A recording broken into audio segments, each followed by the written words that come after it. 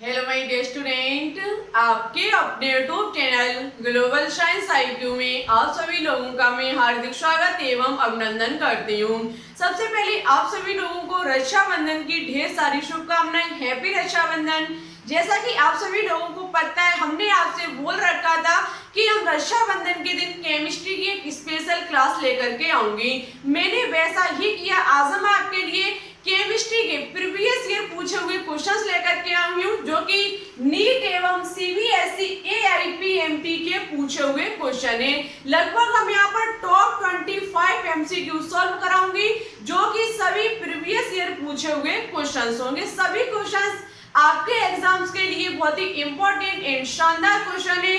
साथ ही साथ हम आपको बता देते हैं, आज की क्लास में आपको ऑर्गेनिक केमिस्ट्री से भी क्वेश्चंस देखने को मिलेंगे। बहुत सारी ऐसी रिएक्शन आपको देखने को मिलेंगी जो कि आपने अभी तक नहीं पढ़ी होंगी। सभी रिएक्शन प्रीवियस ईयर पूछी हुई रिएक्शन होंगी। तो आप सभी लोग आज की क्लास में मेरे साथ अंत तक बने रहना, ठीक है।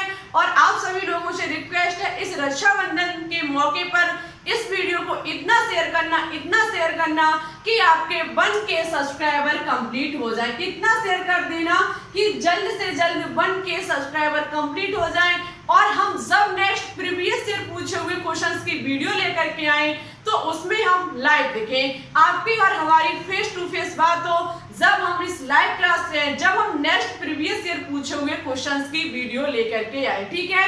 तो आज की वीडियो को ज्यादा से ज्यादा शेयर करना। मुझे उम्मीद भी है कि हमारे स्टूडेंट्स आज की वीडियो को ज्यादा से ज्यादा अपने दोस्तों के साथ शेयर करेंगे।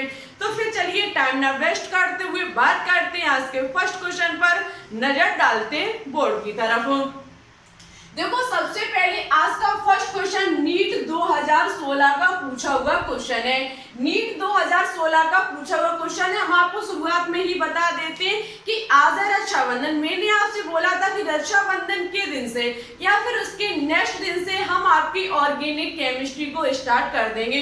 तो फिलहाल आज रक्षाबंधन है, तो हम भी इंजॉय करेंगे, आप भी इंजॉय करना अपने भाई बहनों के साथ, अपने पेरेंट्स के साथ। लेकिन आपको नेक्स्ट डे से प्रॉमिस आपको ऑर्गेनिक केमिस्ट्री मिलनी स्टार्ट हो जाएगी, ठीक है। अब आपको कल से ऑर्गेनिक केमिस्ट्री भी मिलना स्टार्ट हो जाएगी। तो प्लीज इस बात को ज्यादा से ज्यादा अपने दोस्तों के साथ शेयर करना जो भी CP नेट एग्जाम की तैयारी करते हो, ठीक है। तो देखो, आज का फर्स्ट क्वेश्चन बहुत ही इंपॉर्टेंट क्वेश्चन है कि निम्न में से कौन सा गर्म करने पर ऑक्सीजन मुक्त नहीं करता है। निम्न में से कौन सा गर्म करने पर ऑक्सीजन मुक्त नहीं करता है। KClO3 या फिर ZnClO3 का होल ट्वाइस, K2Cr2O7 या फिर NH4 का होल ट्वाइस Cr2O7। तो हम आपको बता देते हैं, इनमें से एक ऐसा यौगिक जो ऑक्सीजन मुक्त नहीं करता वो है NH4 जिसका नाम अमोनियम डाइक्रोमेट है, ठीक है। ये जो होता है वो रिएक्शन करने पर हम आपको बताते हैं, जब हम किसको गर्म करते हैं, CH4 का होल ट्वाइस Cr2O7, जिसका नाम है, स्टूडेंट्स लिख लेना, अमोनियम डाइक्रोमेट, ठीक है। अमोनियम डाइक्रोमेट जिसको हम गर्म करते हैं। जब हम अमोनियम डाइक्रोमेट को स्टूडेंट्स गर्म करते हैं तो याद रखना, यहाँ से जो मुक्त होगी वो गैस हमारी नाइट्रोजन गैस होगी, क्रोमियम ऑक्साइड यहाँ से मुक्त होगा, साथ ही साथ यहाँ से जल जो होगा वो बाहर निकलेगा। जबकि क्वेश्चन पूछ रहा था कि कौन सा ऑक्सीजन गैस मुक्त नहीं करेगा, तो बिल्कुल ऑप्शन नंबर डी में लिखा हुआ यौगिक अमोनियम डाइक्रोमेट ऑक्सीजन गैस मुक्त नहीं करेगा। पूछा जाए तो ये क्या मुक्त करेगा, तो ये नाइट्रोजन गैस को मुक्त करेगा, ठीक है। यहाँ से एक क्वेश्चन और बन सकता है, एग्जाम में पूछा जा सकता है कि अमोनियम डाइक्रोमेट को गर्म करने पर कौन सी गैस मुक्त होती है। तो नाइट्रोजन गैस जो है वो यहाँ से रिलीज होती है, मुक्त होती है। ऑप्शन नंबर डी जो होगा वो इस क्वेश्चन का राइट आंसर होगा। नेक्स्ट क्वेश्चन है कि साड़ी 1 का साड़ी 2 के साथ मिलान कीजिए तथा उचित विकल्प का चयन कीजिए। ये स्टूडेंट CBSE AIPMT का पूछा हुआ क्वेश्चन है। पीएमटी का प्रीवियस ईयर पूछा हुआ क्वेश्चन है कि साड़ी फर्स्ट और साड़ी सेकंड का मिलान कीजिए। यहाँ पर साड़ी 1 में आपको मैटर पदार्थ दिए गए हैं, जबकि साड़ी 2 में आपको प्रक्रम दिए गए, वो भी औद्योगिक प्रक्रम में। ठीक है, देखो फर्स्ट में सल्फ्यूरिक अम्ल है, इस्पात जिसे स्टील कहा जाता है, साथ ही साथ सोडियम कार्बोनेट है, और यहाँ पर दी गई है अमोनिया। यहाँ पर आपको मिलान करना है, बताना होगा कौन सा कूट राइट होगा। तो देखो हम आपको पता है सल्फ्यूरिक अम्ल का जो निर्माण किया जाता है वो किया जाता है संपर्क विधि के द्वारा। आपको पता है सल्फ्यूरिक अम्ल की औद्योगिक निर्माण की विधि जो है वो कौन सी है, संपर्क विधि। ठीक है, ये देखो बहुत ही इंपॉर्टेंट चीजें हैं, ऐसे ही क्वेश्चंस आपके एग्जाम में पूछे जाते हैं। नेक्स्ट है कि इस्पात जिसे स्टील कहा जाता है, इसका किस प्रक्रम के द्वारा निर्माण किया जाता है। तो हम आपको बता देते हैं जो आपका इस्पात है इसका जो है वो बेसेमर प्रक्रम के माध्यम से इस्पात का निर्माण किया जाता है।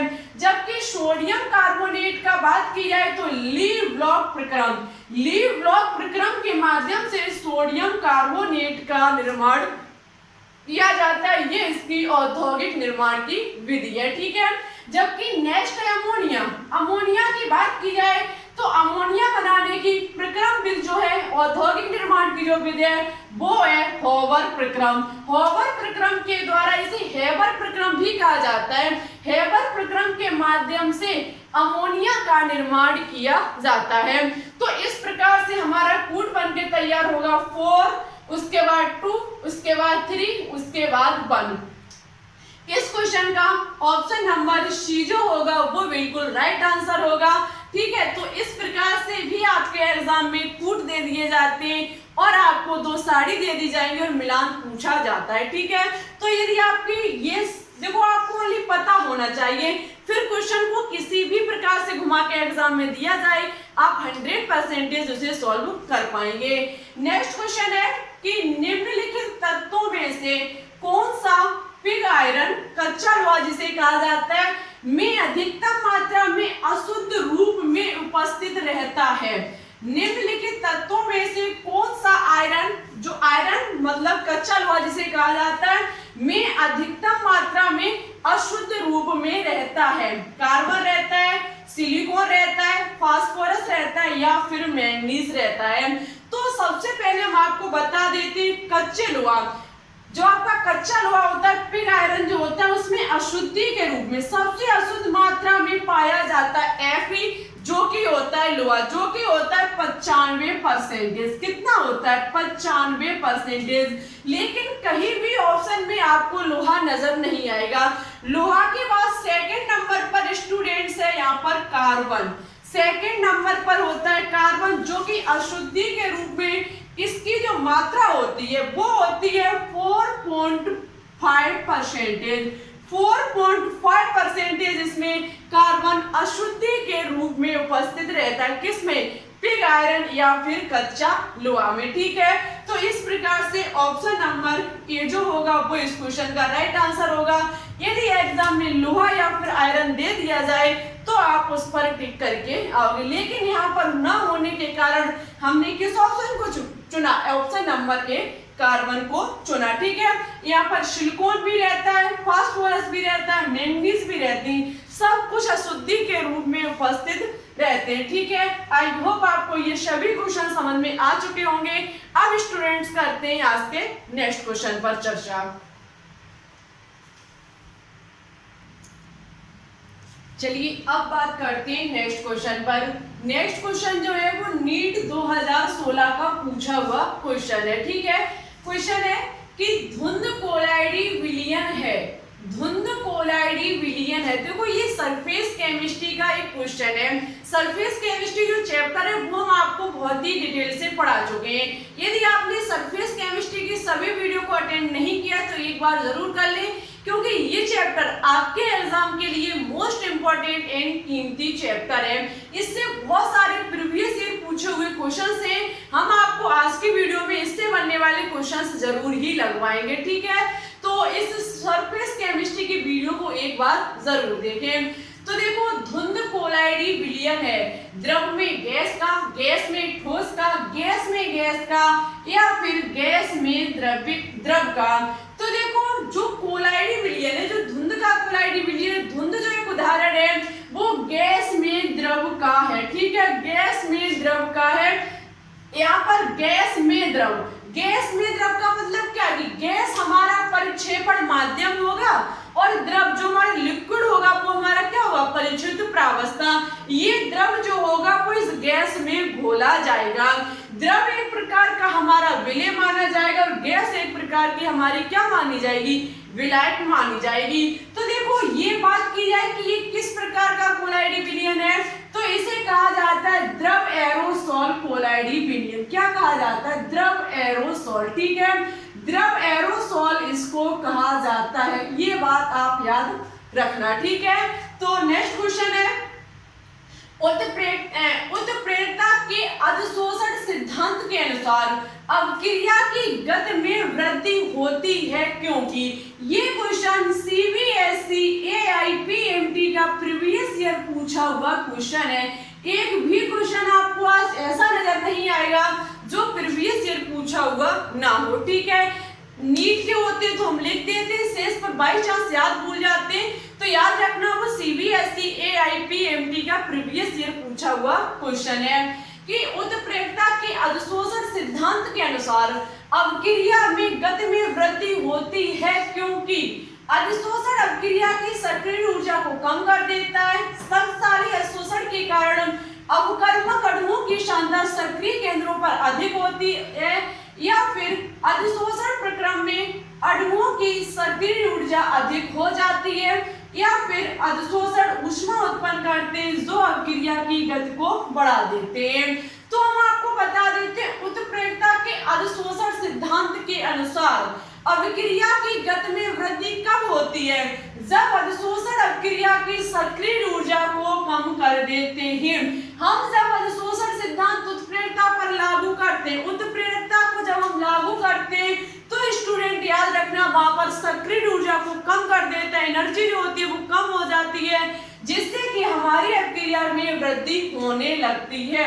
ऑप्शन नंबर ए जो होगा वह इस क्वेश्चन का राइट आंसर होगा। चलिए अब बात करते हैं आज के नेक्स्ट क्वेश्चन पर। उससे पहले एक बात और आप सभी लोगों से हमें बोलनी थी कि आप प्लीज ज्यादा टाइम नहीं है, जल्दी से जल्दी 1K सब्सक्राइबर को कंप्लीट करा दीजिए सितंबर तक। हम आपको बता देते हैं सितंबर में हमारा बर्थडे है। यदि आप 1K सब्सक्राइबर सितंबर तक कंप्लीट करा देते हैं तो हम अपना केक आपके सामने काटेंगे, ठीक है। तो प्लीज लाइव क्लास में हम अपना केक, अपनी बर्थडे पार्टी आप लोगों को देंगे यदि आप सितंबर तक 1K सब्सक्राइबर को कंप्लीट करा देते हैं, ठीक है। तो फिर चलिए अब बात करते हैं आज के नेक्स्ट क्वेश्चन पर। मुझे भी आप गिफ्ट के तौर में 1K सब्सक्राइबर कंप्लीट करा दीजिए, मुझे भी अच्छा लगेगा और आपको भी अच्छा लगेगा, ठीक है। चलिए बात करते हैं नेक्स्ट क्वेश्चन पर।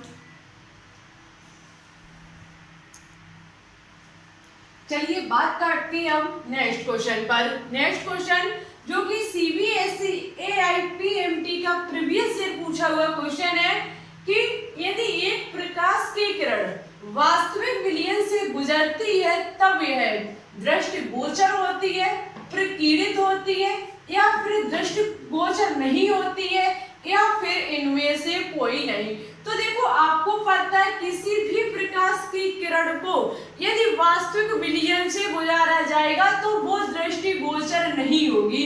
हमने आपको जब टिंडल प्रभाव पढ़ाया था तब हमने आपको बताया था कि जब हम अपने रूम की विंडो को खोलते हैं मॉर्निंग के टाइम पर, जब प्रकाश की किरणें निकलती हैं, ठीक है, प्रकाश की किरणें निकलती हैं और हम अपनी विंडो को खोलते हैं रूम की, उस वक्त हमारे रूम में अंधेरा है तो आपने देखा होगा कि विंडो से आती हुई किरणें उनमें घूमते हुए मुझे कुछ कण दिखाई देते हैं। इसका रीजन क्या है तो हम आपको बता चुके हैं, जैसे कि ये है हमारा रूम, इस रूम से हमने ये विंडो को खोला, यहाँ से आ रही है प्रकाश किरणें, इस प्रकाश किरणें हमारे रूम में विंडो के सहारे से अंदर प्रवेश कर रही है तो उस किरण पुंज में मुझे दिखता है कि कुछ कोलाइडी कण घूमते हुए या फिर कुछ धूल के कण घूमते हुए नजर आते हैं। तो देखो हमारे रूम में उपस्थित जो धूल के कण हैं, आप कितनी भी सफाई कर लो हम आपको बता चुके हैं, फिर भी कुछ ना कुछ धूल जाती है। रूम में उपस्थित धूल और यहाँ से आ रही प्रकाश की किरणें उनसे जाकर के टकराती हैं। किनसे? इन कणों से जाकर के टकराती हैं। जब ये इन कणों से जाकर के टकराती हैं तो इसे ये कण जो होते हैं वो प्रकाश पुंज को प्रकीर्णित कर देते, उन्हें फैला देते, उनमें एकदम चमक से उत्पन्न हो जाती है और हमें ये जो कण दिखाई देते नजर आते चमकते हुए वो हमारे कोलाइडी कण होते। ठीक है, ऐसा संभव हो सकता है कोलाइडी विलयन में, जिनमें उपस्थित कोलाइडी कण प्रकाश पुंज को प्रकीर्णित कर देते, लेकिन ऐसा वास्तविक विलयन में होना संभव नहीं है। आप एक गिलास शरबत को लेना और उसमें टॉर्च को जलाना। जब आप उसमें टॉर्च को जलाओगे तो आपको वहां पर किसी भी प्रकार का प्रकाश चमक नहीं आएगी, प्रकाश की चमक उत्पन्न नहीं होगी। और यदि आप किसी कोलाइडी विलयन में इसको टॉर्च को जलाना तो वहां पर एक प्रकाश पुंज आपको नजर आएगी कि सीधी रेखा में किरण आपको नजर आएगी, जो कि हमारी प्रकाश पुंज होगी। इसे कहा जाता है टिंडल प्रभाव, जो कि दिया था टिंडल नामक वैज्ञानिक ने। ठीक है, तो याद रखना वास्तविक विलयन से गुजरती है तब यह दृष्टिगोचर नहीं होती है। ऑप्शन नंबर सी जो होगा वो इस क्वेश्चन का राइट आंसर होगा। नेक्स्ट क्वेश्चन है हार्डी-सुलजे नियम कोलाइडों के स्कंदन पर अपघटक के प्रभाव की व्याख्या करता है। इस नियम के अनुसार धनायन का स्कंदन किस शक्ति का क्रम है? क्वेश्चन को बड़ा ध्यान से समझिए कि हार्डी-सुलजे नियम कोलाइडों का स्कंदन पर अपघट के प्रभाव की व्याख्या करता है। जो आपका हार्डी-सुलजे नियम है, जो विद्युत अपघट वाला स्कंदन किस प्रकार से होता है, विद्युत अपघट के माध्यम से जो बताया था हमने आपको, उसके लिए जो हार्डी-सुलजे नियम व्याख्या करता है, उस नियम के अनुसार धनायन का स्कंदन शक्ति किस प्रकार से होगी। तो हम आपको बता चुके हैं कि विद्युत अपघट की जो व्याख्या हार्डी-सुलजे नियम करता है स्कंदन के लिए, उसमें यदि धनायन की संख्या अधिक होगी, किसी भी एलिमेंट पर जितना धन चार्ज होगा वो उस विद्युत अपघट पर आवेश को खत्म करने में उतनी ही सहायता करेगा। किसको? यदि हमारा विद्युत अपघट माइनस में है तो धनायन चाहिए, प्लस में है तो हमें ऋणायन चाहिए। ठीक है, तो इसका क्रम ऑप्शन नंबर जो बी होगा वो राइट होगा। Na3+ अधिक है, उसके बाद Bm2+, उसके बाद Na+ जो कि धनायन के स्कंदन शक्ति का क्रम होगा। ऑप्शन नंबर बी इसका जो स्कंदन करने विद्युत अपघट के स्कंदन करने में सबसे अधिक भूमिका निभाएगा Al3+, उसके बाद Bm2+, उसके बाद Na+। ठीक है, नेक्स्ट क्वेश्चन है कोलाइडी विलयन का कौन सा गुण कोलाइडों के कणों पर आवेश से स्वतंत्र है? ये क्वेश्चन सीबीएसई AIPMT का प्रीवियस ईयर पूछा हुआ क्वेश्चन है कि कोलाइडी विलयन का कौन सा गुण कोलाइडों के कणों पर आवेश से स्वतंत्र है? स्कंदन तो बिल्कुल नहीं, ये आवेश को खत्म करता है। विद्युत कण संचलन बिल्कुल भी नहीं होगा, विद्युत प्रासरण ये भी नहीं होगा, टिंडल प्रभाव बिल्कुल। आपको पता होना चाहिए कोलाइडी विलयन पर कोलाइड को कणों से आवेश से स्वतंत्र है हमारा टिंडल प्रभाव। टिंडल प्रभाव को आवेश से कोई लेना देना नहीं है, क्या लेना है क्या देना है, कितना आवेश है, किस लिए है, क्यों है, किसी से कोई मतलब नहीं है। टिंडल प्रभाव ओनली बताता है कि किस प्रकार से किरण प्रकाश पुंज जो होती है वो किसी भी कण के माध्यम से प्रकीर्णित हो जाती हैं। ऑप्शन नंबर बी जो होगा वो इस क्वेश्चन का राइट आंसर होगा। नेक्स्ट क्वेश्चन है कि एक तत्व जिसका परमाणु मान लेते हैं वो हमारा कोई एलिमेंट Z है, प्रतीक संकेत बता रहे हैं कि माना कि कोई एलिमेंट जो कि हमारा Z है जिसका परमाणु क्रमांक 114 है, 114 है, का हाल ही में आविष्कार हुआ। इसका हाल ही में आविष्कार हुआ, यह निम्न में से किस परमाणु एवं वर्ग तथा इलेक्ट्रॉनिक विन्यास से संबंधित है? वेरी वेरी इंपॉर्टेंट क्वेश्चन, पूरी गुंजाइश है कि ये क्वेश्चन आपके एग्जाम में पूछा जा सकता है। ये नीट 2018 का प्रीवियस ईयर पूछा हुआ क्वेश्चन है और इस ईयर ये सीपी नेट में पूछे जाने की पूरी संभावना है। कि मुझे ऐसा लगता है जब हम इस क्वेश्चन को कभी भी पढ़ते हैं तो मुझे पता नहीं ऐसा क्यों लगता है कि ये क्वेश्चन इस साल सीपी नेट में में अवश्य ही पूछा जाएगा। ठीक है, तो कृपया करके मेरे कहने पर इस क्वेश्चन को आज ही माइंड में फिट कर लें, क्योंकि शायद बाई चांस ये क्वेश्चन आपके एग्जाम में पूछ लिया जाए कि एक तत्व जिसका परमाणु क्रमांक 114 है, हाल ही में इसका आविष्कार हुआ 2018 के समथिंग, ये निम्न में से किस परिवार, किस फैमिली, किस ग्रुप तथा ये किससे इलेक्ट्रॉनिक विन्यास से संबंधित है?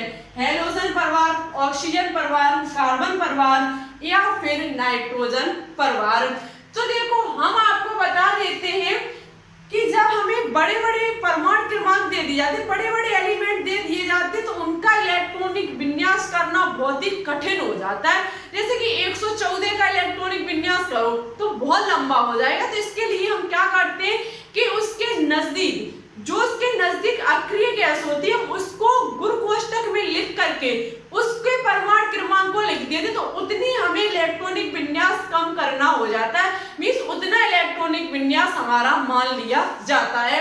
जैसे कि बात की जाए यहाँ पर 114 के करीब उत्कृष्ट गैस हमारी कौन सी है? रेडोन है, जिसका परमाणु क्रमांक 86 होता है। हमें 86 तक इलेक्ट्रॉनिक विन्यास नहीं करना है। 86 को हम गुरु कोष्ठक में लिख देंगे, आरएनए वायर उसका 86 लिख देंगे, शेष बचे अंक का हम इलेक्ट्रॉनिक विन्यास कर देंगे। ऐसा किया जाता है जब हमें बड़े बड़े एलिमेंट का इलेक्ट्रॉनिक विन्यास एग्जाम में या फिर कोई आपको दे देता है तो। ठीक है, तो 86 आप सबसे पहले सबसे इजी ट्रिक, इसमें उपस्थित सभी एलिमेंट की 114 परमाणु क्रमांक किसका हो रहा है वो सबसे पहले गिन लीजिए। 86 और 14, 86 और 14 100 और 10 110 और हमारे साथ 117 बिल्कुल रॉन्ग है। सी ऑप्शन की बात करें तो 86 14 100 और 10 110 112 और 116, ये भी आंसर गलत होगा क्योंकि मुझे 114 इलेक्ट्रॉन चाहिए। इसके बाद 86 14 100 और 10 हमारा 110 और 4 114 इज करेक्ट। ये क्वेश्चन का आंसर जो होगा वो बिल्कुल सही होगा। याद रखना ये कार्बन परिवार का एलिमेंट है जिसका इलेक्ट्रॉनिक विन्यास R86 5f14 6d10 7s2 7p2 होगा। ठीक है, वेरी इंपॉर्टेंट क्वेश्चन। परमाणु क्रमांक 114 वाला एलिमेंट कार्बन परिवार का एलिमेंट कहा जाएगा, इसका ये इलेक्ट्रॉनिक विन्यास होगा। आई होप आपको सभी क्वेश्चन समझ में आ चुके होंगे। अब बात क्वेश्चन करेंगे क्वेश्चन नंबर 10 पर। ठीक है, 9 क्वेश्चंस आपके कंप्लीट हुए, 25 क्वेश्चन मुझे कंप्लीट कराने, तो अब हम बात करेंगे क्वेश्चन नंबर 10 पर। ठीक है,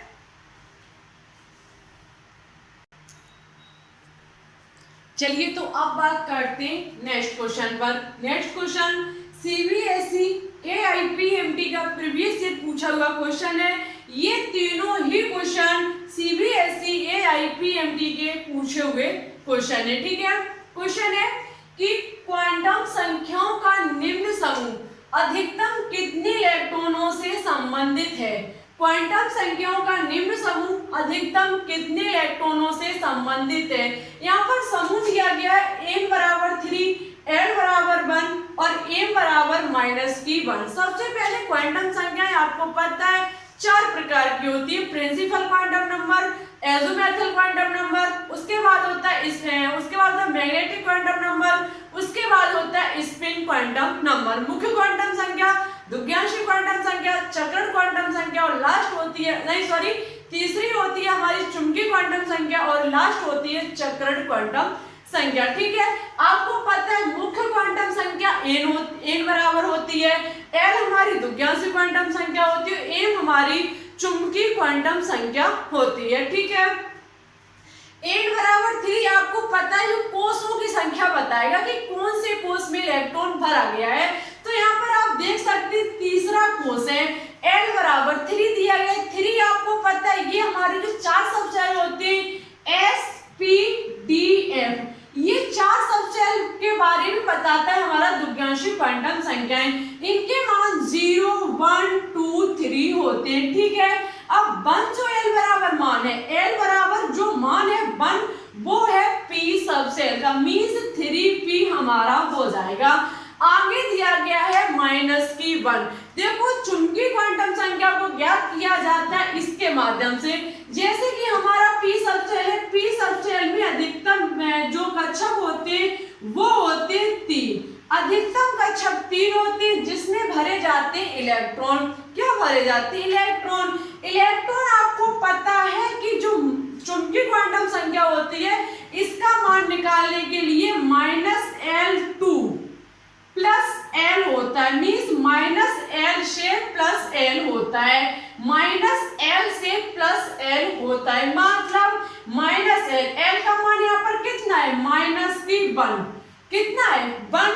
तो हमें कितना चाहिए? -1 से, तो -1, 0, +1 मीन्स तीनों कक्षों के मान, फर्स्ट कक्षा का -1, सेकंड का 0 और तीसरे का 1 प्लस निकल के आएगा। ऐसे चुंबकीय क्वांटम संख्याओं के मान निकाले जाते हैं। अब आपको पता है फर्स्ट कक्षक में अधिकतम 2 इलेक्ट्रॉन भरे जा सकते हैं।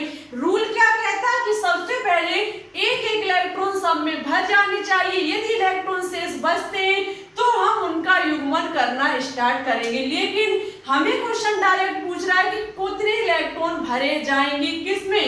इस समूह में। तो इसमें अधिकतम 2 इलेक्ट्रॉनों को भरा जा सकता है। ऑप्शन नंबर डी जो होगा वो इस क्वेश्चन का राइट आंसर होगा। बहुत ही इंपॉर्टेंट एंड शानदार क्वेश्चन है, क्योंकि इसी प्रकार से एग्जाम में क्वेश्चंस पूछे जाते हैं। क्वेश्चन को कितना बड़ा लिखा गया, लेकिन समझा जाए तो ये सेकंडों का क्वेश्चन था। ठीक है, आपको समझाने के लिए हमने इतना टाइम लिया ना, इसको तो करने में ज्यादा से ज्यादा 5 सेकंड ही लगेंगे, क्योंकि बहुत ही इजी क्वेश्चन है। ओनली क्वेश्चन को घुमा के दे दिया जाता है। स्टूडेंट्स जो इतने मान को देखते हैं घबरा जाते हैं, पता नहीं इन मानों को कहाँ रखा जाएगा, क्या फॉर्मूला लगेगा, कैसे सिद्ध होगा, बहुत सारी बातें दिमाग में उठती हैं। लेकिन यदि आपका टॉपिक क्लियर है तो एग्जाम में क्वेश्चन क्यों ना कितना बड़ा दे दिया जाए, तूफानी क्वेश्चन क्यों ना दे दिया जाए, हम आप कहने का मतलब कितना ही बड़ा क्यों ना दे दिया जाए, यदि आपका टॉपिक क्लियर तो 100% आप सॉल्व करके आ सकेंगे। ठीक है, नेक्स्ट क्वेश्चन है कि निम्नलिखित में से किस उर्वरक में नाइट्रोजन की प्रतिशत मात्रा सबसे अधिक होती है? आपको यहाँ पर 4 विकल्प में उर्वरक दिए गए हैं। पूछा गया है कि किस में नाइट्रोजन की परसेंटेज मात्रा अधिक होगी? अमोनियम सल्फेट में, कैल्शियम साइनामाइड में, यूरिया में या फिर अमोनियम नाइट्रेट में? देखो हम सबकी तो निकाल के नहीं बताएंगे क्योंकि बहुत टाइम लग जाएगा। हम आपको इसका डायरेक्ट आंसर बताएंगे यूरिया, और आपको इसकी हम निकाल के दिखाते हैं। देखो यहाँ पर जो सबसे अधिक परसेंटेज मात्रा होगी किसकी? नाइट्रोजन की, वो यूरिया में होगी। यूरिया का फॉर्मूला होता है NH2CONH2, यही तो होता है। यदि आपको किसी का भी परसेंटेज निकालना है तो सबसे पहले दिए गए यौगिक का अणुभार ज्ञात कर लीजिए। इसका अणुभार निकल के आएगा 60। कितना निकल के आएगा? 60। प्रत्येक की परमाणु भार को रख लीजिए, नाइट्रोजन का, हाइड्रोजन का, कार्बन का, ऑक्सीजन का, फिर नाइट्रोजन का, फिर हाइड्रोजन का, और सबको ऐड कर दीजिए, जोड़ दीजिए, आपका 60 निकल के आ जाएगा। और इसके बाद जिसकी पूछी गई है उसके निकाल लीजिए। यहाँ पर नाइट्रोजन के 2 अणु हैं, मींस N2 हो जाएगा। N2 बराबर हमारा 14 + 14 कितना हो जाएगा? 28 ग्राम। ठीक है, कितना हो जाएगा? 28 ग्राम। मुझे पूछी गई है नाइट्रोजन की परसेंटेज मात्रा निकालने के लिए सबसे पहले नाइट्रोजन का निकल के आया भार वो लिखेंगे, उसके बाद पूरे यौगिक का भार इनटू हम 100 को लिख देंगे। ऐसा करने के बाद जब हम इसका गुणा भाग करेंगे स्टूडेंट 46.66% हमारा निकल के आ जाएगा, जो कि इन तीनों की अपेक्षा सबसे अधिक नाइट्रोजन की मात्रा यूरिया में होगी। ऑप्शन नंबर सी जो होगा वह इस क्वेश्चन का राइट आंसर होगा। चलिए बात करते हैं क्वेश्चन नंबर 12 पे। बहुत ही इंपॉर्टेंट ऑर्गेनिक केमिस्ट्री का क्वेश्चन है, बहुत ही ध्यान से समझना इस क्वेश्चन को। ये क्वेश्चन सीबीएसई एआईपीएमटी का प्रीवियस ईयर पूछा हुआ क्वेश्चन है। पीएमटी का प्रीवियस ईयर पूछा हुआ क्वेश्चन है। ए एक हल्की फिनॉल तथा बी एक एरोमेटिक कार्बोक्सिलिक अम्ल है। ए एक हल्की फिनॉल और बी एक एरोमेटिक कार्बोक्सिलिक अम्ल है। ए तथा बी को अलग करने के लिए निम्नलिखित में से किसके विलयन का प्रयोग किया जाएगा। क्वेश्चन पूछ रहा है कि ए हमारा फिनॉल है और बी हमारा एरोमेटिक कार्बोक्सिलिक अम्ल है। इन दोनों को हमने मिलाया, ए व बी को जब हमने मिलाया, फिनॉल व एरोमेटिक कार्बोक्सिलिक अम्ल को जब हमने मिलाया, विलयन बन के तैयार हो गया। अब इन दोनों को अलग करने के लिए हमें किसका प्रयोग करना पड़ेगा। तो देखो, सोडियम हाइड्रोक्साइड का, कैल्शियम सल्फेट का, कैल्शियम क्लोराइड का, या फिर सोडियम बाइकार्बोनेट का। तो याद रखना, इसका अलग करने के लिए सोडियम बाइकार्बोनेट का प्रयोग करना पड़ेगा, क्योंकि जो कार्बोक्सिलिक अम्ल है वो सोडियम बाइकार्बोनेट NaHCO3 जो आपका सोडियम बाइकार्बोनेट है इसमें घुलनशील है, परंतु फिनॉल नहीं है। ठीक है, फिनॉल कार्बोक्सिलिक अम्ल को घुलने के लिए सोडियम बाइकार्बोनेट का उपयोग किया जाता है। देखो, कहने का मतलब है ए और बी, ए फिनॉल बी एरोमेटिक कार्बोक्सिलिक अम्ल, दोनों को मिला दिया जाता है, विलयन बना लिया जाता है। अब मुझे क्या करना है, जब हमने दोनों को मिलाया, विलयन प्राप्त कर लिया, अब मुझे दोनों को अलग करना है।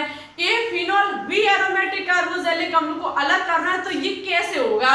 तो देखो, इसको अलग करने के लिए सोडियम बाइकार्बोनेट उस विलयन में डाला जाएगा। क्यों डाला जाएगा, क्योंकि सोडियम बाइकार्बोनेट से कार्बोक्सिलिक अम्ल जो होगा वो क्रिया कर लेगा, क्योंकि कार्बोक्सिलिक अम्ल सोडियम बाइकार्बोनेट में घुलनशील है। जब ये इसके साथ घुल जाएगा, मिल जाएगा, फिनॉल वहीं पर शेष छूट जाएगा। इस प्रकार से दोनों को अलग किया जा सकता है। ठीक है, तो इस क्वेश्चन का ऑप्शन नंबर डी जो होगा वो राइट आंसर होगा। आई होप आपको सभी क्वेश्चन समझ में आ चुके होंगे। अब बात करेंगे क्वेश्चन नंबर 13 पर, जो कि बहुत ही इंपॉर्टेंट क्वेश्चन है। चलिए बात करते हैं नेक्स्ट क्वेश्चन पर। इसी के साथ साथ वीडियो अच्छी लगे तो प्लीज एक बार दोस्तों के साथ शेयर करना। हम आपसे बहुत ज्यादा रिक्वेस्ट करते हैं कि ज्यादा से ज्यादा हमारी वीडियो को अपने दोस्तों के साथ शेयर करें और सितंबर तक लाइव क्लास चलवाने की कोशिश करें। सितंबर में हमारा बर्थडे है, यदि आप हमारी बर्थडे पार्टी को देखना चाहते हैं तो लाइव क्लास को स्टार्ट करा दीजिए, क्योंकि हम फिर लाइव क्लास में ही बर्थडे पार्टी मनाएंगे। ठीक है, हम भी बहुत ज्यादा खुश होंगे कि हमारे स्टूडेंट से हमारी हेल्प करें। चलिए अब बात करते हैं आज के नेक्स्ट क्वेश्चन पर। चलिए तो अब बात करते हैं आज के नेक्स्ट क्वेश्चन पर। नेक्स्ट क्वेश्चन है कि वायुमंडल में प्रकृति एवं मानव क्रियाओं दोनों से निर्मित नाइट्रोजन का कौन सा ऑक्साइड साधारण प्रदूषक नहीं है। ये नीट 2018 का पूछा हुआ क्वेश्चन है, बहुत ही इंपॉर्टेंट क्वेश्चन है ये आपके एग्जाम के लिए, कि वायुमंडल में प्रकृति एवं मानव क्रियाओं दोनों से निर्मित नाइट्रोजन का कौन सा ऑक्साइड साधारण प्रदूषक नहीं है। N2O, NO2, N2O5 या फिर NO। तो देखो याद रखना, जो ये N2O5 जो है आपका नाइट्रोजन पेंटाऑक्साइड, ये साधारण प्रदूषक नहीं है। याद रखना, ये मेघ गरजने वाले तूफान जिसमें बिजली कंपन होती है उससे उत्पन्न होता है। ये जो आपका नाइट्रोजन का ऑक्साइड जो कि एक साधारण प्रदूषक नहीं है, ना तो एक वायुमंडल में प्रकृति एवं मानव क्रियाओं दोनों से निर्मित नाइट्रोजन का कौन सा ऑक्साइड साधारण प्रदूषक नहीं है। ये देखो, मानव और प्रकृति और मानव दोनों से निर्मित नाइट्रोजन का एक ऑक्साइड है, लेकिन ये एक साधारण प्रदूषक नहीं है। तो देखो याद रखना, जब ये आपके मेघ गरजते हैं, आपने बादल गरजते देखे होंगे, उस वक्त जब बिजली का कंपन होता है तब ये आपका ऑक्साइड उत्पन्न होता है, जो कि एक प्रदूषक है। ठीक है, लेकिन साधारण प्रदूषक नहीं है। ऑप्शन नंबर सी जो होगा वो इस क्वेश्चन का राइट आंसर होगा। नेक्स्ट क्वेश्चन है, एक शुद्ध क्रिस्टलीय पदार्थ को गर्म करने से स्थिर ताप पर एक गाढ़ा द्रव बनता है। बहुत ही ध्यान से क्वेश्चंस को समझना। ये क्वेश्चन CBSE AIPMT का प्रीवियस ईयर पूछा हुआ क्वेश्चन है। ठीक है, जो कि बहुत ही इंपॉर्टेंट शानदार क्वेश्चन है। आपके लिए कि एक शुद्ध क्रिस्टलीय पदार्थ को गर्म करने से स्थिर ताप पर एक गाढ़ा द्रव बनता है और उच्च ताप पर गाढ़ापन अदृश्य हो जाता है। इस प्रकार के व्यवहार करने वाले पदार्थ क्या कहलाते हैं? क्वेश्चन में कहा गया है कि कोई एक क्रिस्टलीय पदार्थ है। क्रिस्टलीय पदार्थ मीन्स ठोस होगा, क्योंकि ठोस को दो भागों में विभाजित किया जाता है। सॉलिड स्टेट वाले मैटरों को दो भागों में विभाजित किया जाता है, क्रिस्टलीय पदार्थ और अक्रिस्टलीय पदार्थ। किसी एक अक्रिस्टलीय पदार्थ को गर्म करने पर स्थिर ताप पर एक गाढ़ा द्रव बनता है, ठीक है, और उच्च ताप पर गाढ़ापन अदृश्य हो जाता है। इस प्रकार का व्यवहार अपरूपता क्रिस्टल बनाता है, द्रवित क्रिस्टल बनाता है, समभावी क्रिस्टल बनाता है या फिर समाकृतिक क्रिस्टल बनाता है। तो देखो याद रखना, ऐसे पदार्थ द्रवित क्रिस्टल बनाते हैं जिनका गाढ़ा द्रव बनता है, वो गाढ़ापन अदृश्य हो जाता है, ये हमारे द्रवित क्रिस्टल बनाते हैं। ये पूछ लिया जाए कि कौन से ऐसे क्रिस्टल हैं जो स्थिर ताप पर तो उनमें गाढ़ापन होता है, लेकिन टेम्परेचर ताप बढ़ाने पर वो गाढ़ापन अदृश्य हो जाता है, वो हमारे द्रवित क्रिस्टल पदार्थ होते हैं। ऑप्शन नंबर बी जो होगा वो इस क्वेश्चन का राइट आंसर होगा। नेक्स्ट क्वेश्चन है कि सिनेवार निम्नलिखित का अयस्क है। ये भी क्वेश्चन सीबीएसई एआईपीएमटी का पूछा हुआ प्रीवियस ईयर क्वेश्चन है।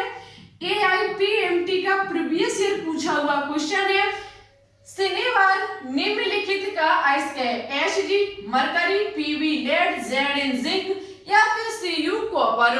तो देखो सिनेवार जो है वो Hg मरकरी का एक अयस्क होता है जिसका फॉर्मूला HgS होता है। मरकरी सल्फाइड इसका फॉर्मूला होता है। ऑप्शन नंबर ए जो होगा वो इस क्वेश्चन का राइट आंसर होगा। चलिए बात करते हैं क्वेश्चन नंबर 16 पर। चलिए तो अब बात करते हैं क्वेश्चन नंबर 16 पर। यह भी क्वेश्चन बहुत ही इंपॉर्टेंट क्वेश्चन है, हम आपको बता देते हैं। इस पर लिखे हुए ये first question and second question CBSE AIPMT का प्रीवियस ईयर पूछा हुआ क्वेश्चन है। साथ ही साथ तीसरा भी यही है, जबकि ये क्वेश्चन आपका नीट का पूछा हुआ क्वेश्चन है, ठीक है। नीट का, वो भी कब? 2013 का। 2013 नीट का प्रीवियस ईयर पूछा हुआ क्वेश्चन है, ठीक है। से सभी सीबीएसई एआईपीएमटी के पूछे हुए क्वेश्चन है। बात क्वेश्चन पर करेंगे 16 पर कि सोडियम फॉर्मेट को गर्म करने पर प्राप्त होता है। जब सोडियम फॉर्मेट को गर्म किया जाता है तो निम्नलिखित में से क्या प्राप्त होता है? ऑक्सैलिक अम्ल और हाइड्रोजन गैस, सोडियम ऑक्सैलेट या फिर हाइड्रोजन गैस, कार्बन डाइऑक्साइड तथा सोडियम हाइड्रोक्साइड या फिर सोडियम ऑक्सैलेट। तो देखो जब सोडियम फॉर्मेट को गर्म किया जाता है, सोडियम फॉर्मेट HCOONA होता है। जब सोडियम फॉर्मेट को 2 मोल लेकर के इसे जब गर्म किया जाता है 360 डिग्री सेल्सियस पर, 360 डिग्री सेल्सियस पर जब इसे गर्म किया जाता है तो CONA single bond CO COONA means sodium oxalate plus hydrogen gas का निर्माण होता है। जब किसको गर्म किया जाता है? ये है आपका सोडियम फॉर्मेट। जब सोडियम फॉर्मेट को 360 डिग्री सेल्सियस ताप पर गर्म किया जाता है तब बनता है सोडियम ऑक्सैलेट। साथ ही साथ हाइड्रोजन गैस जो होती है वो बाहर निकलती है। ऑप्शन नंबर बी जो होगा वो इस क्वेश्चन का राइट आंसर होगा। नेक्स्ट क्वेश्चन है कि वह ऑक्साइड जो सोडियम हाइड्रोक्साइड के साथ अभिक्रिया नहीं करता, वेरी इंपॉर्टेंट क्वेश्चन है ये, कि वह ऑक्साइड जो सोडियम हाइड्रोक्साइड के साथ अभिक्रिया नहीं करता है, VeO3, CaO, SiO2 या फिर VeO।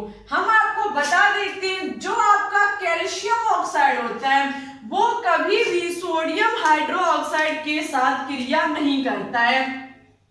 जो आपका होता है क्या? कैल्शियम ऑक्साइड, ये कभी भी सोडियम हाइड्रोक्साइड के साथ क्रिया नहीं करता है, कुछ भी नहीं होगा, कोई अपक्रिया यहाँ पर संपन्न नहीं होगी, ये अपक्रिया करना संभव ही नहीं है।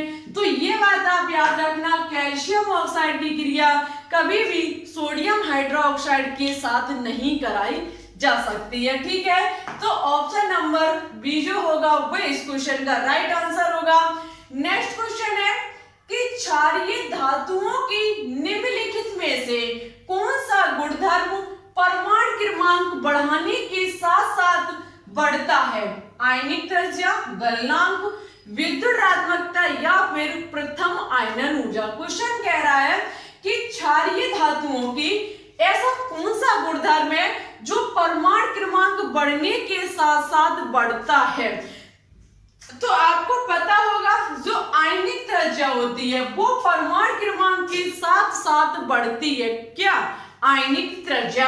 हमेशा याद रखना कि क्षारीय धातुओं में परमाणु क्रमांक में वृद्धि के साथ साथ स्टूडेंट्स हमेशा आयनिक त्रिज्या जो होती है वो बढ़ती है। ऑप्शन नंबर ए जो होगा वो इस क्वेश्चन का राइट आंसर होगा। अब बात करेंगे नेक्स्ट क्वेश्चन पे, वेरी इंपॉर्टेंट क्वेश्चन, नीट का प्रीवियस ईयर पूछा हुआ क्वेश्चन। लिखा हुआ है कि निम्न में से कौन सा लेंथेनाइड आयन प्रतिचुंबकीय है। इस क्वेश्चन पर चर्चा करने से पहले आप सभी लोगों से एक बार फिर से कहना चाहती हूँ कि प्लीज आज की क्लास को इतना शेयर कर देना कि इतना हमने कभी सोचा भी ना हो। देखते हैं हमारे कितने ऐसे स्टूडेंट्स हैं जो आज हमारी मेहनत की कदर करते हैं। आपको पता है आज की ये क्लास लगभग 1 घंटे की समथिंग की होगी, क्योंकि लगभग ये क्लास 40-45 के समथिंग बन चुकी है। अभी 20 क्वेश्चंस भी बाकी है। अभी तो 19 क्वेश्चंस पर चर्चा करेंगे, उसके बाद हम 25 प्लस एमसीक्यू यहाँ पर सॉल्व करवाएंगे। लगभग 1 घंटे की क्लास जाएगी। 1 घंटे लगातार हमने ये वीडियो को बनाया आपके लिए, तो आप कम से कम इतनी तो हमारी मेहनत की कदर कर ही सकते हो कि आज की क्लास को इतना शेयर कर देना कि शायद इतना हमने सोचा भी नहीं होगा कि हमारे स्टूडेंट्स इतना हमें सपोर्ट करते हैं। आपसे हाथ जोड़कर रिक्वेस्ट है, प्लीज इस क्लास को ज्यादा से ज्यादा शेयर कर दें। हमने जैसा कि प्रॉमिस किया क्लास भी लेकर के आए, लेकिन शायद आप लोग ऐसा नहीं करते। हम आपसे कितनी बार कह चुके हैं कि जल्दी से जल्दी ज्यादा से ज्यादा इस चैनल को ग्रो कराइए, लाइव क्लास तक स्टार्ट करवा दीजिए। बस आपका इतना ही, कम से कम इतना सपोर्ट कीजिए कि लाइव क्लास तो जल्दी स्टार्ट हो जाए। अभी तक तो आप लोग यदि चाहते तो लाइव क्लास स्टार्ट हो चुकी होती बहुत दिनों पहले से, लेकिन आप लोग बिल्कुल भी चैनल को नहीं सपोर्ट करते हो, ना ही शेयर करते हो, ना ही इसे बिल्कुल ग्रो कराने में आपका मन ही नहीं लगता है। इसी प्रकार से यदि आप करते रहे तो शायद हमारा भी मन कम ही लगेगा। ठीक है, तो इतना सपोर्ट कीजिए कि आज की क्लास ज्यादा से ज्यादा अपने दोस्तों के साथ शेयर करने की कृपा करना। ज्यादा से ज्यादा आज हम भी इतना कर देना रक्षाबंधन के दिन मौके पर कि आप आज शायद 800 सब्सक्राइबर तक पहुंचा देना। ठीक है, बस इतनी रिक्वेस्ट है, तो ज्यादा से ज्यादा शेयर करें। लिखा हुआ है निम्न में कौन सा लेंथेनाइड आयन प्रतिचुंबकीय है। ये नीट का पूछा हुआ क्वेश्चन है। 25 प्लस एमसीक्यू ढूंढने में कम से कम मुझे 4 से 5 का ज्यादा ही दिन लग गए होंगे, क्योंकि ऐसे क्वेश्चंस को ढूंढना, हम इस प्रकार से नीट के हमारे पास बहुत सारे क्वेश्चंस हैं, लेकिन फिर कुछ क्वेश्चंस ऐसे भी जो बहुत इजी हैं। आप विश्वास नहीं करोगे, एक चैप्टर से हमारे पास 20 कम से कम 35 प्लस क्वेश्चंस प्रीवियस ईयर रखे हुए एक चैप्टर से। तो अब हम एक चैप्टर से एक जैसे क्वेश्चंस लगवा देते, तब भी आप कहते कि सभी क्वेश्चंस सेम ही लगवा दिए। प्रत्येक चैप्टर से हमने अलग अलग क्वेश्चंस अलग अलग टाइप के ढूंढने की कोशिश की। लगभग मुझे ऐसे क्वेश्चंस को ढूंढने में 7 से 8 दिन लग गए, तब कहीं जाकर के हमने 25 क्वेश्चंस को ढूंढ पाया। और वो भी सभी क्वेश्चंस, आपको एक भी ऐसा क्वेश्चन यहाँ पर नजर नहीं आएगा जो बिल्कुल मिलता जुलता हो या फिर एक ही चैप्टर से हो।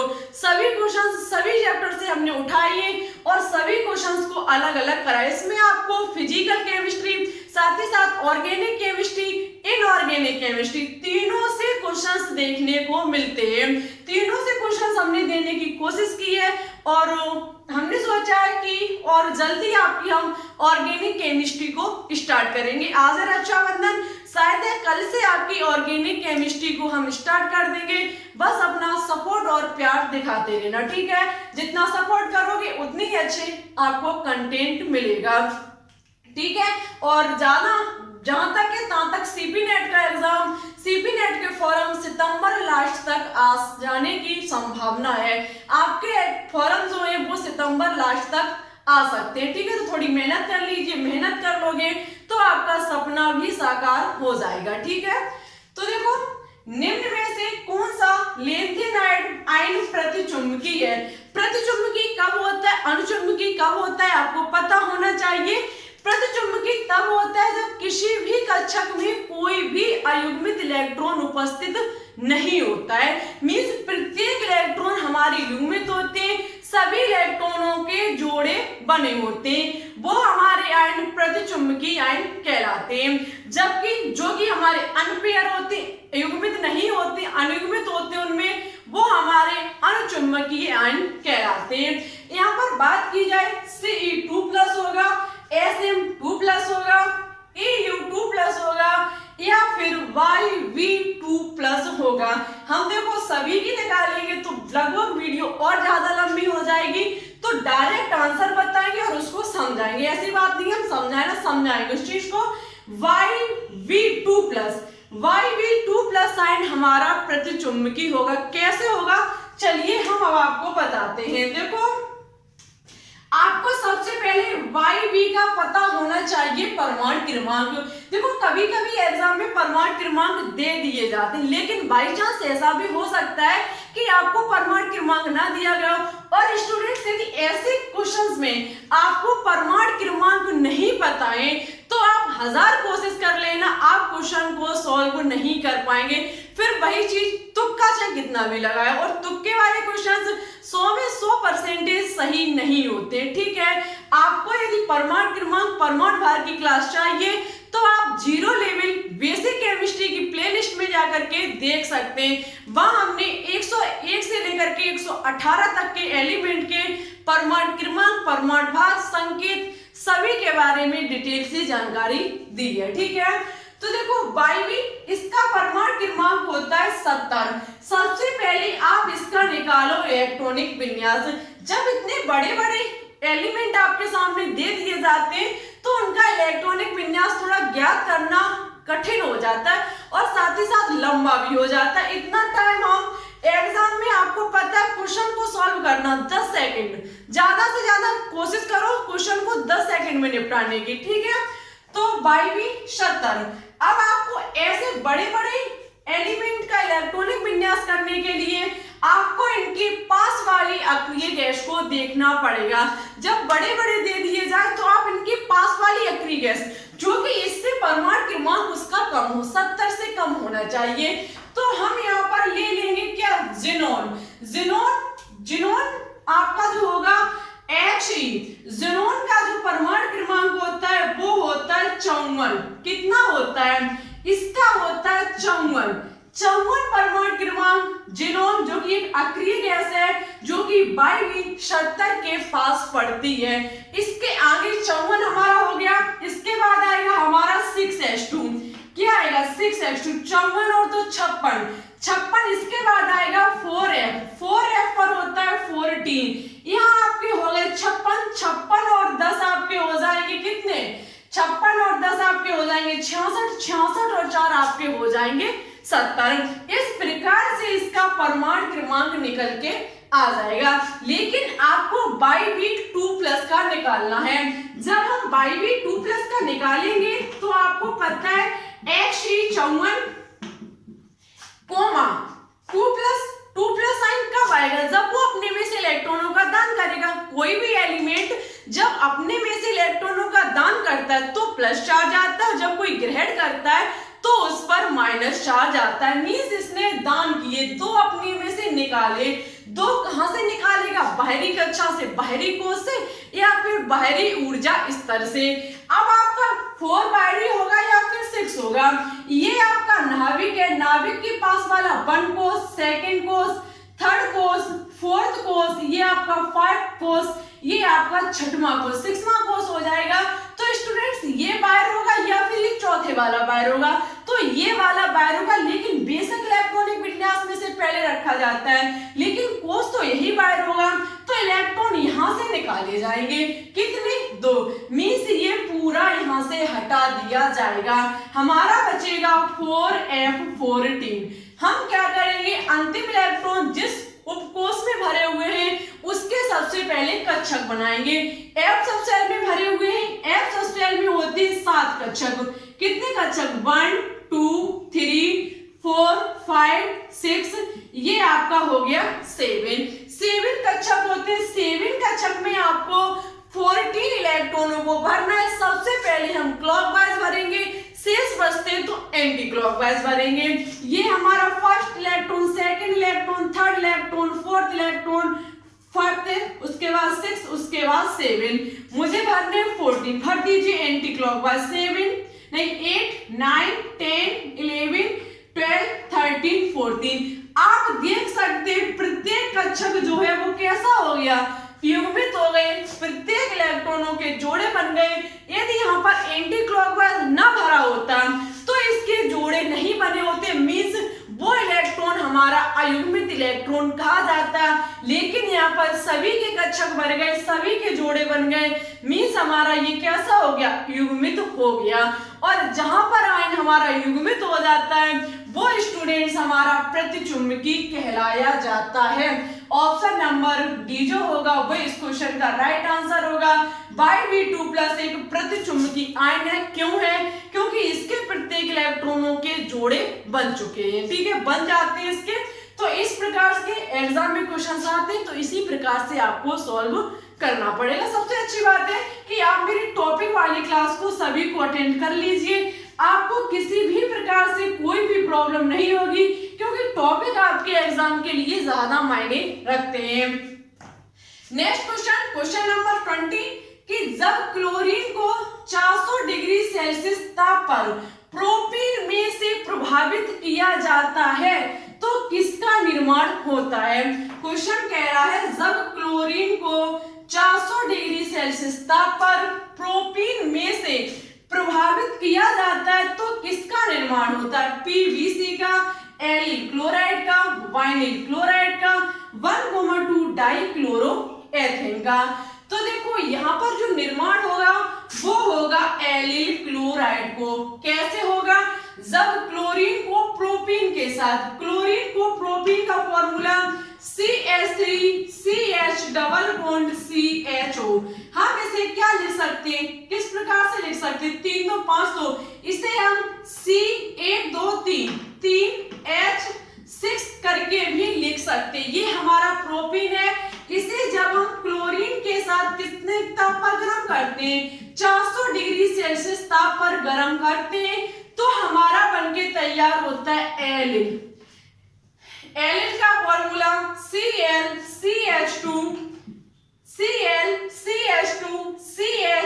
डबल बॉन्ड CH2 होता है। CH2CH डबल बॉन्ड CH2 होता है। यहाँ पर एक H बची, यहाँ पर एक Cl बची, HCl जो होगा वो हमारा बाहर निकल जाएगा। इस प्रकार से एलिल क्लोराइड का निर्माण होता है जब क्लोरीन को 400 डिग्री सेल्सियस ताप पर प्रोपीन के साथ गर्म किया जाता है। आई होप आपको सभी 20 क्वेश्चन समझ में आ चुके होंगे। अब बात करेंगे क्वेश्चन नंबर 21 पर, ठीक है।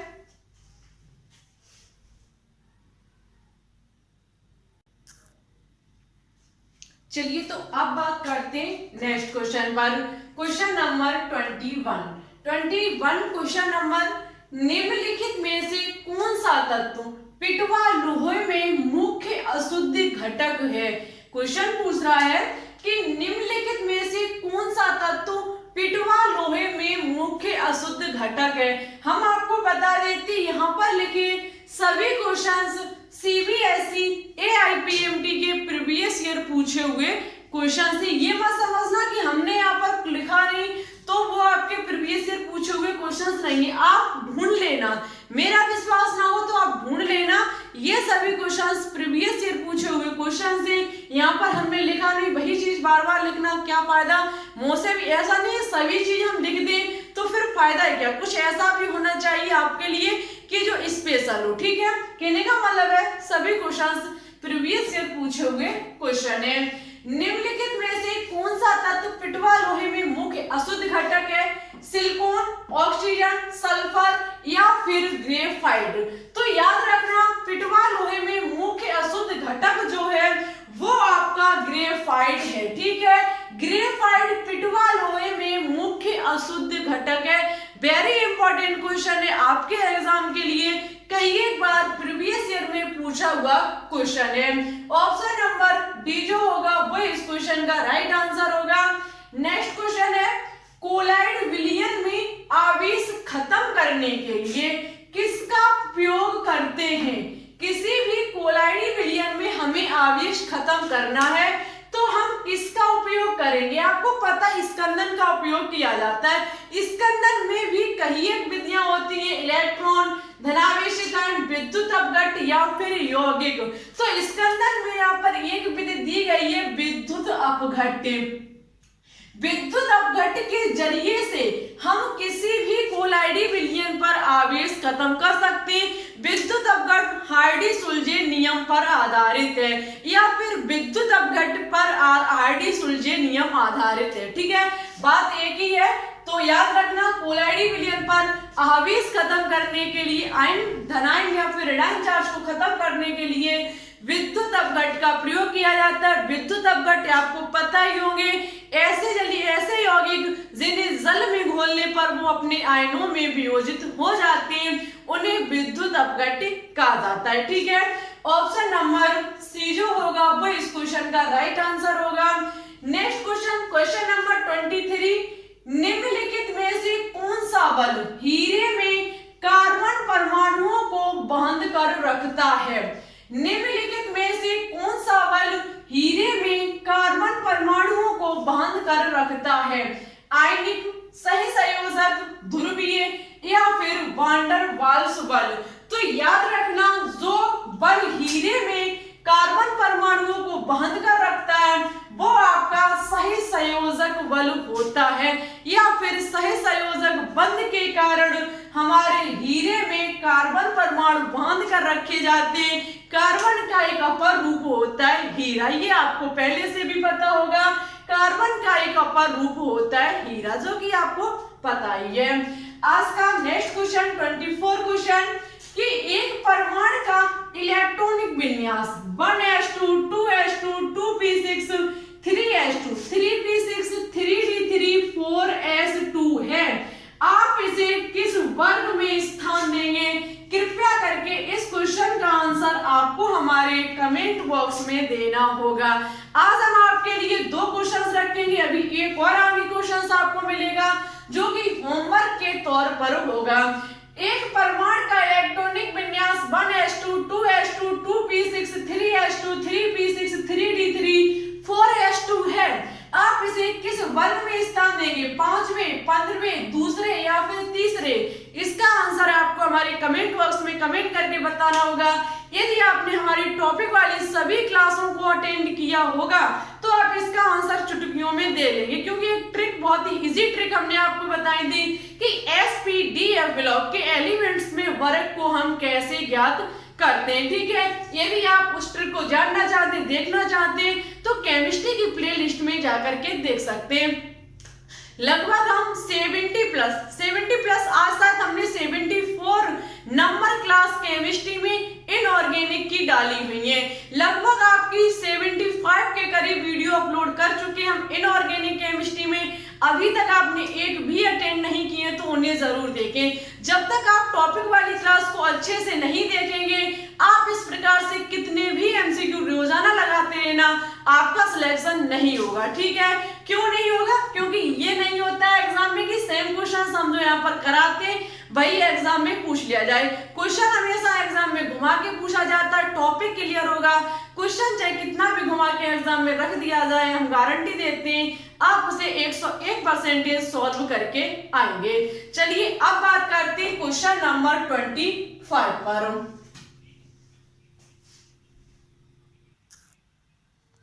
चलिए तो अब बात करते हैं क्वेश्चन नंबर 25 पर। शेष 2 क्वेश्चन जैसा कि मैंने कहा +25 MCQ लेकर के आऊंगी, तो हम आपके लिए 26 क्वेश्चंस लेकर के आई हूँ।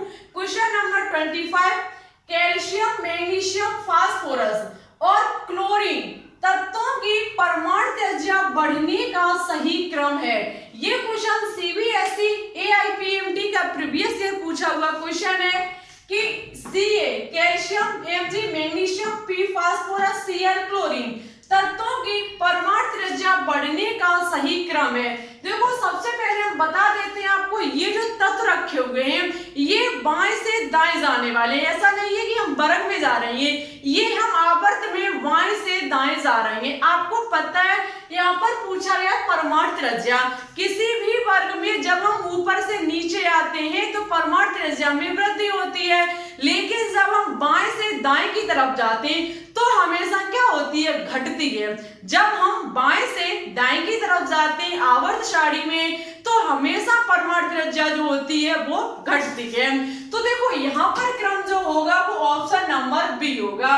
सबसे अधिक परमाणु त्रिज्या हमारी कैल्शियम की होगी, उसके बाद मैग्नीशियम की होगी, उसके बाद फास्फोरस की होगी और सबसे कम परमाणु त्रिज्या हमारी क्लोरीन की होगी। ऑप्शन नंबर बी जो होगा वो इस क्वेश्चन का राइट आंसर होगा।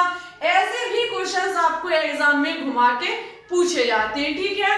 आज का नेक्स्ट और लास्ट क्वेश्चन, क्वेश्चन नंबर 26, जो कि नीट का प्रीवियस ईयर पूछा हुआ क्वेश्चन है कि निम्न यौगिकों में किसका गलनांक सबसे कम होता है। निम्न यौगिकों में किसका गलनांक सबसे कम होता है, calcium chloride, calcium bromide, calcium iodide या फिर कैल्शियम फ्लोराइड। इसका आंसर आपको हमारी कमेंट बॉक्स में कमेंट करके बताना होगा। अब आपके लिए 2 क्वेश्चंस होमवर्क हो गए, एक तो क्वेश्चन नंबर 24 और सेकंड आपका क्वेश्चन नंबर 26। इन दोनों के आंसर आपको हमारे कमेंट बॉक्स में कमेंट करके बताना होंगे।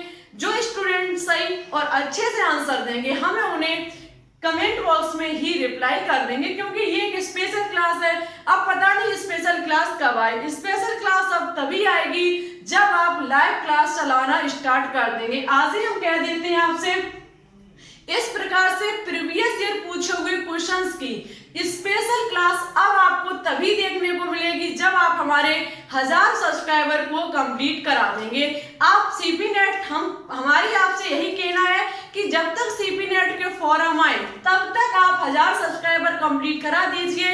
इसी प्रकार से हम लगभग 2-3 स्पेशल क्लास को तब तक डाल देंगे, लगभग 25+ MCQ ही डालेंगे, जो कि आपके एग्जाम में आपकी बहुत ज्यादा हेल्प करेंगे। आज की क्लास अच्छी लगे तो लाइक एंड दोस्तों के साथ शेयर करना बिल्कुल भी ना भूलें। देखो 1 घंटा हो गया पढ़ाते पढ़ाते, मार्कर भी अब खत्म हो गए, इन पर बार बार हम इंक डालते फिर भी खत्म होते जा रहे हैं। अब आप समझ सकते हैं कि हमने आज आपको बहुत कुछ पढ़ाया है। वीडियो अच्छी लगी तो लाइक एंड दोस्तों के साथ शेयर करना बिल्कुल भी ना भूलें। चैनल पर न्यू हो तो प्लीज इसे एक बार सब्सक्राइब करके बेल आइकन को प्रेस ऑल पर क्लिक कर लें, जिससे हमारी अन्य आने वाली वीडियो के नोटिफिकेशन आपके पास सबसे पहले पहुंच सके। हमें यही उम्मीद है कि हमारे सभी स्टूडेंट्स आज की क्लास को ज्यादा से ज्यादा अपने दोस्तों के साथ शेयर करेंगे। एक बार चलते चलते आप सभी लोगों को हैप्पी रक्षाबंधन। रक्षाबंधन की ढेर सारी शुभकामनाएं आपके और आपके पूरे परिवार को हमारी तरफ से। तो प्लीज इस रक्षाबंधन के मौके पर ज्यादा से ज्यादा इस क्लास को अपने दोस्तों के साथ शेयर करें। चलिए चलते, thanks for watching this video. जय हिंद, जय भारत।